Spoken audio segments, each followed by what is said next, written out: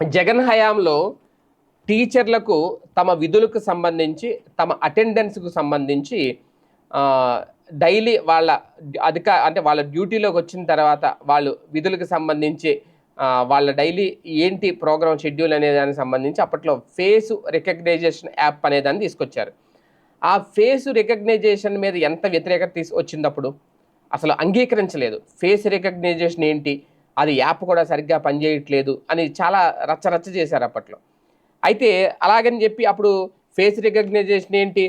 వాళ్ళ విధులకు ఆటంకం కలిగిస్తున్నారు, టీచర్లను ఇబ్బంది పెడుతున్నారు అంటూ అప్పుడు ప్రతిపక్షంగా ఉన్న తెలుగుదేశం పార్టీ కూడా నానాయాగి చేసింది. అయితే ఇప్పుడు కూటమి ప్రభుత్వం వచ్చిన తర్వాత వీళ్ళు ఇప్పటికే విద్యా వ్యవస్థలో చాలా మార్పులు తీసుకొచ్చారు. టీచర్లకు సంబంధించి చాలా యాప్లు ఉంటే వాటన్నిటిని అనుసంధానం చేసి ఒకే యాప్ తీసుకొచ్చారు.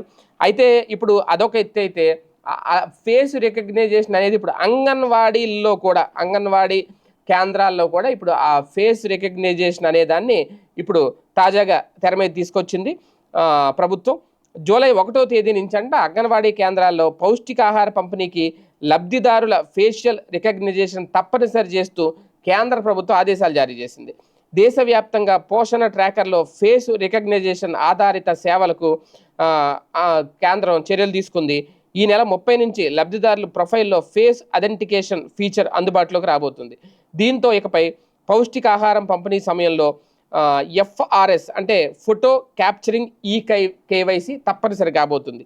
ఈ మేరకు దేశంలోని అన్ని రాష్ట్రాలు, కేంద్ర పాలిత ప్రాంతాలు ప్రధాన కార్యదర్శులకు కేంద్ర మహిళా శిశు సంక్షేమ శాఖ ఆదేశాలు జారీ చేసింది. ఇది ఎందుకు పెడతారు అంటే ఇలా ఫేస్ రికగ్నైజేషన్ అనేది ఇప్పుడు ఇది ఎవరికి పెట్టారు?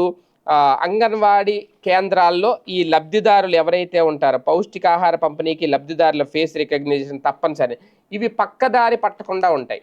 అలాగే ఇప్పుడు అంగన్వాడీ అనేది కేంద్ర ప్రభుత్వం వాళ్ళకి అందించే ఫుడ్ కానీ వాళ్ళకి అన్నీ ఉంటాయి కాబట్టి అది దాదాపుగా ఈ ప్రొఫైల్లో ఫేస్ ఐడెంటిఫికేషన్ ఫీచర్ అందుబాటులోకి తీసుకొస్తే ఏమవుతుందంటే ఎక్కడ పక్కదారి పట్టకుండా ఉంటాయి, ఎక్కడ ఎలాంటి అక్రమాలు జరగకుండా ఉండుంటాయి, పారదర్శకంగా ఉంటుంది వ్యవస్థ అంతా కూడా. కేంద్ర ప్రభుత్వమే ఇప్పుడు ఈ నిర్ణయం తీసుకుంది.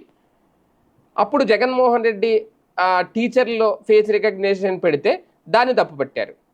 ఇప్పుడు లబ్ధిదారుల విషయంలో ఫేస్ రికగ్నైజేషన్ పెట్టింది కేంద్ర ప్రభుత్వం.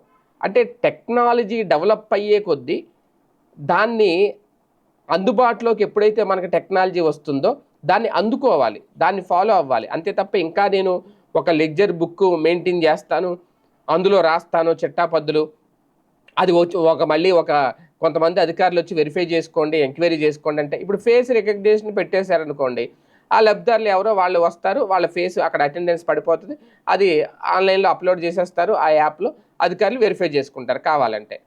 అప్పుడు ఎక్కడ ఎలాంటి అవినీతి జరగకుండా ఉంటుంది.